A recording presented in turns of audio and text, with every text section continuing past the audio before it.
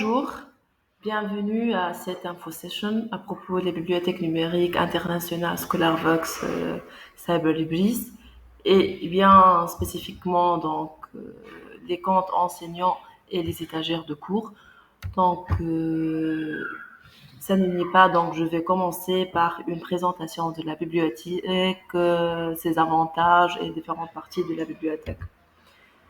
Donc voilà. Cyberlibris, il s'agit d'une médiathèque digitale. Dès 2001, Cyberlibris a parié sur une nouvelle forme d'accès à la lecture en inventant les premières bibliothèques numériques communautaires accessibles en ligne sur simple abonnement institutionnel forfaitaire. Euh, Cyberlibris a démocratisé l'accès aux livres numériques et au savoir. Donc, il s'agit d'une société anonyme française fondée en 2001.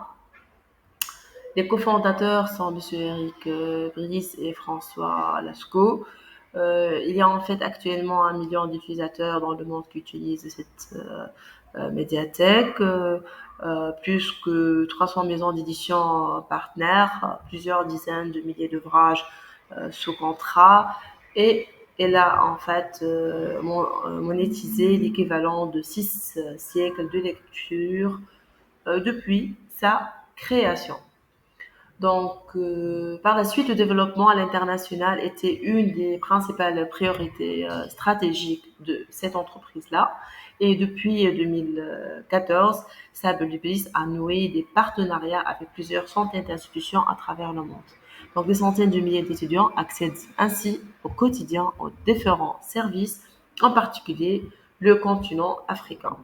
Donc, Cyberlibris, il connaît un développement significatif et contribuent ainsi aux efforts des institutions sous l'impulsion de leur organisme de tutelle de désenclavement numérique et de la mise en place de normes de qualité de plus en plus exigeantes.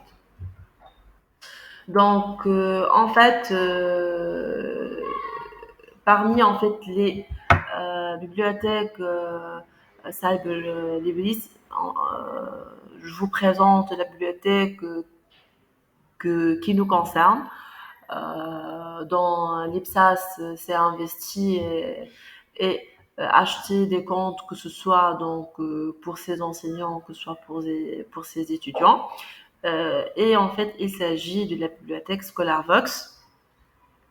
La bibliothèque ScholarVox, en fait, il y a une bibliothèque pour les enfants, que ce soit les enfants en école maternelle et en école primaire. Elle s'appelle Kobivox. Il y a une autre qui concerne les collèges, les collégiens et lycéens. Elle s'appelle ScholarVox CDI. Et celle qui nous concerne, qui concerne l'enseignement supérieur, c'est ScholarVox Université.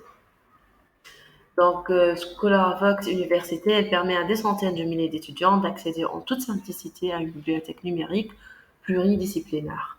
Le modèle a fait ses preuves.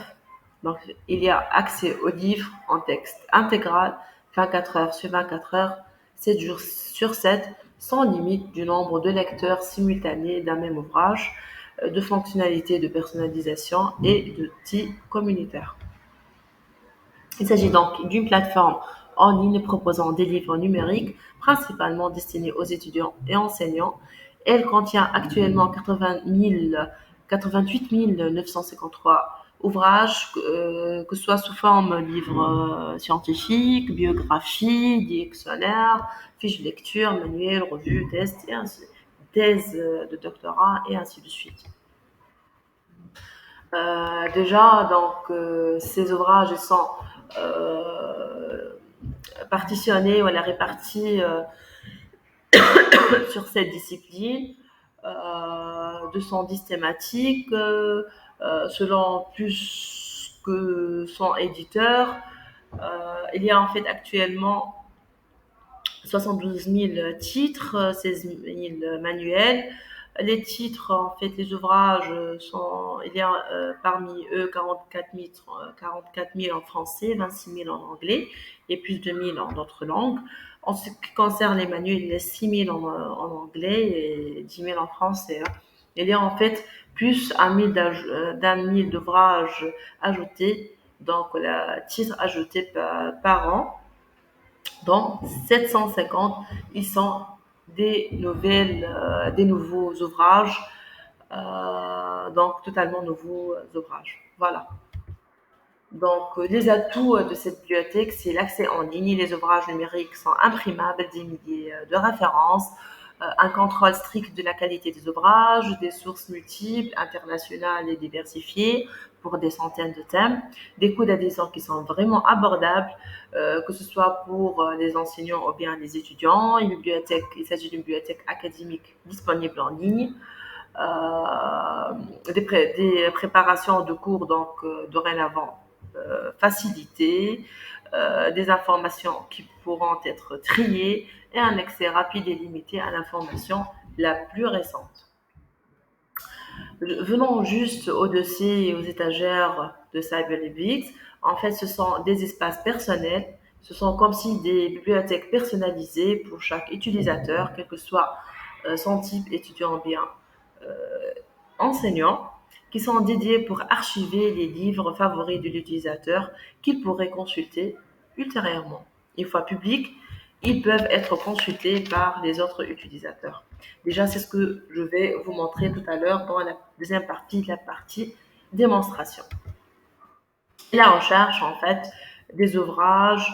En fait, la recherche est peut-être que ce soit des ouvrages selon en fait leur titre, leurs auteurs, éditeurs, un morceau du texte, ou bien aussi suivant des mots-clés, ou même on pourrait en fait, c'est ce qu'on va faire aussi tout à l'heure, chercher des membres donc de ScholarVox et voir les dossiers et les étagères de cours donc qu'ils maintiennent dans leur compte pour pouvoir y accéder.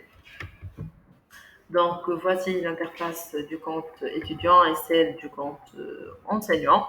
Donc, quasiment, c'est la même interface, juste pour revenir donc à la propriété donc étagère et dossier. Donc, je veux mettre l'accent que tout utilisateur, il peut, donc quel que soit son type, étudiant ou bien enseignant, il peut créer un dossier.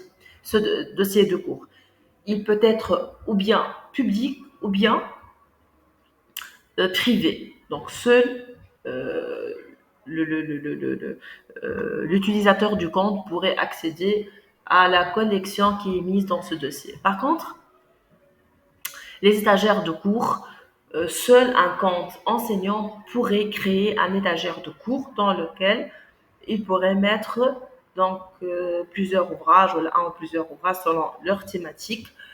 Et en fait, les stagiaires de cours aussi, ils peuvent être ou bien publics ou bien privés, selon le choix de l'enseignant.